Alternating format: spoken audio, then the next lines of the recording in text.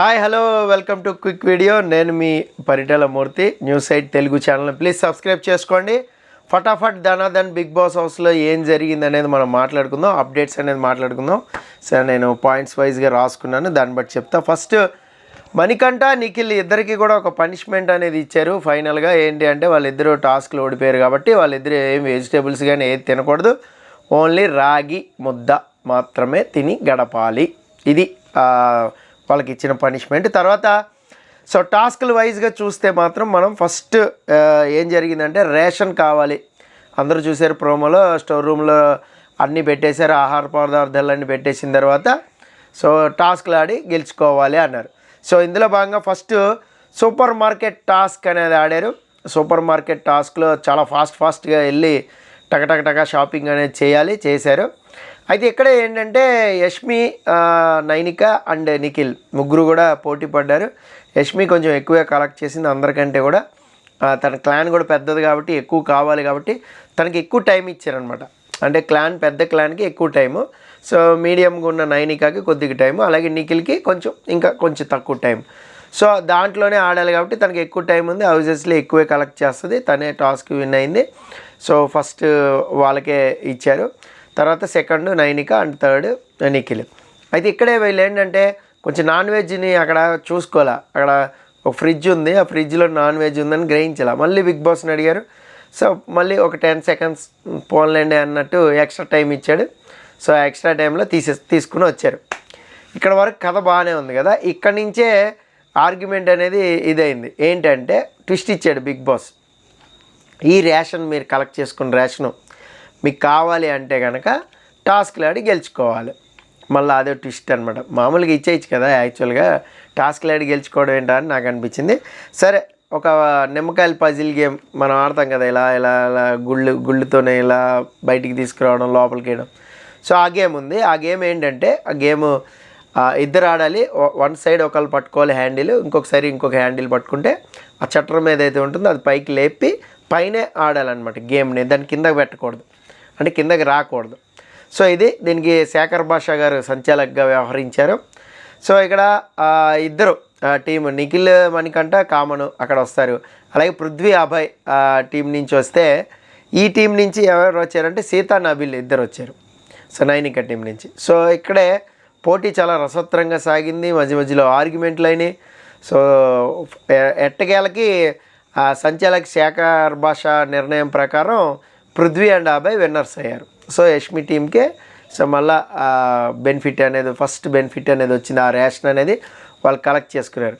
ఇక సీత, నబీల్ సెకండ్, అలాగే మణికంఠ అండ్ నిఖిల్ కూడా థర్డ్ వచ్చారు.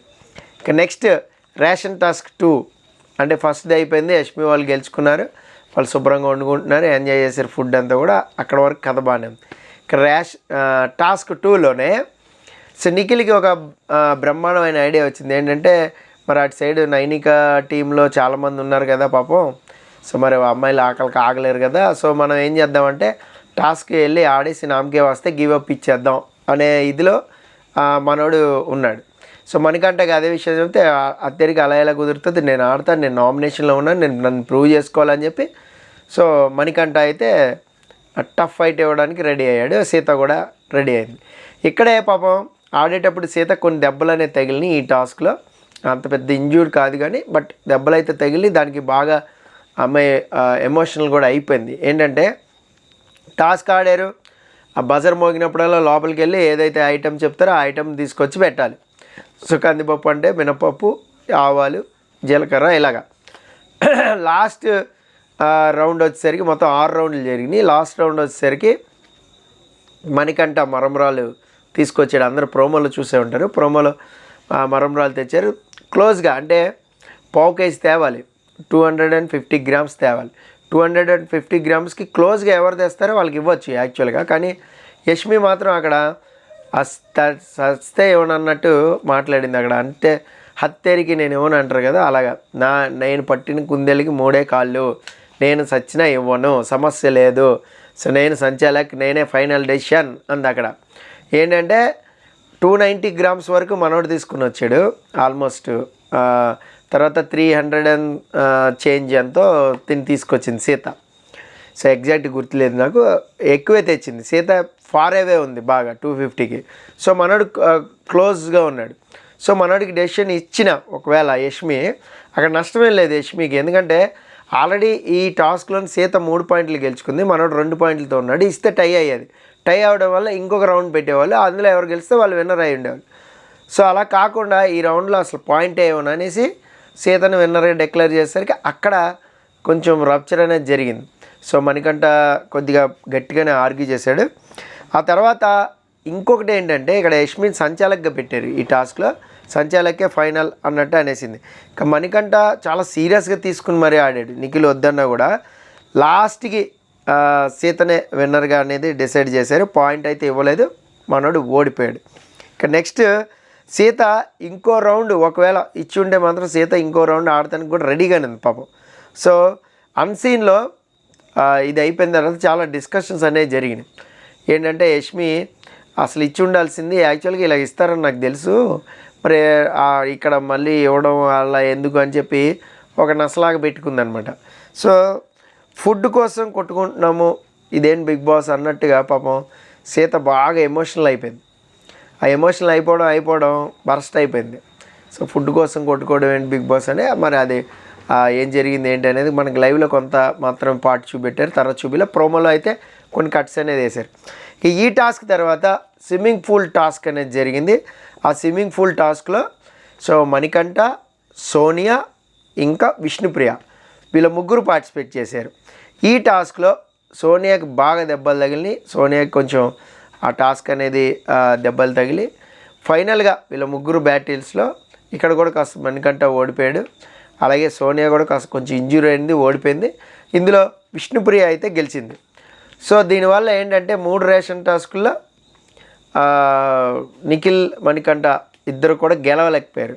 సో కాబట్టి సో వాళ్ళకి పనిష్మెంట్ కింద ఇంకా ఏమి లేదు, మీకు తిండి తిప్పలు ఏం లేవు, మీరు రాగి పిండి ఆర్ సంథింగ్ ముద్ద మీరు తినండి అని ఒక పనిష్మెంట్ అయితే ఇచ్చినట్టు తెలుస్తుంది బిగ్ బాస్ అయితే.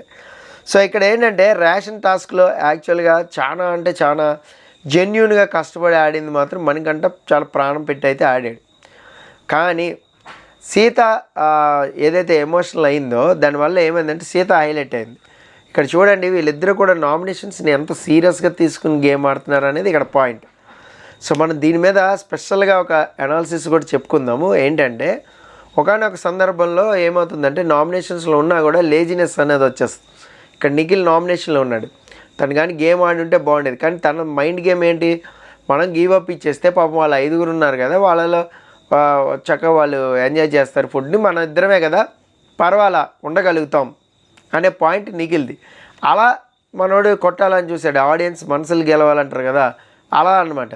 కానీ మనకంటే ఏంటి, ఆడి ప్రూవ్ చేసుకుంటే మనల్ని కొంచెం ఆడియన్స్ లైక్ చేస్తారు. అలాగే సీత కూడా అలాగే ఉంది. సో ఈ మొత్తం ఈ రేషన్ టాస్క్ అనే దాంట్లో అయితే యష్మి టీం అయితే మళ్ళీ అయితే ఎంజాయ్ చేశారు ఫుడ్ అంతా కూడా. ఆ తర్వాత నైనికాన్ టీంకి కూడా ఫుడ్ దొరికింది ఎట్టకేలకి. సో కడుపు కాలింది నిఖిల్కి, మణికంఠకి మాత్రమే. ఇంకా టాస్క్లు అనేవి జరుగుతున్నాయి, లైవ్లో కూడా జరిగినాయి. సో అది ఏం జరిగింది ఏంటి అనేది మనం క్విక్ వీడియోలో ఎప్పటికప్పుడు మాట్లాడుకుందాం. This is Paritala Murthy signing off. By by.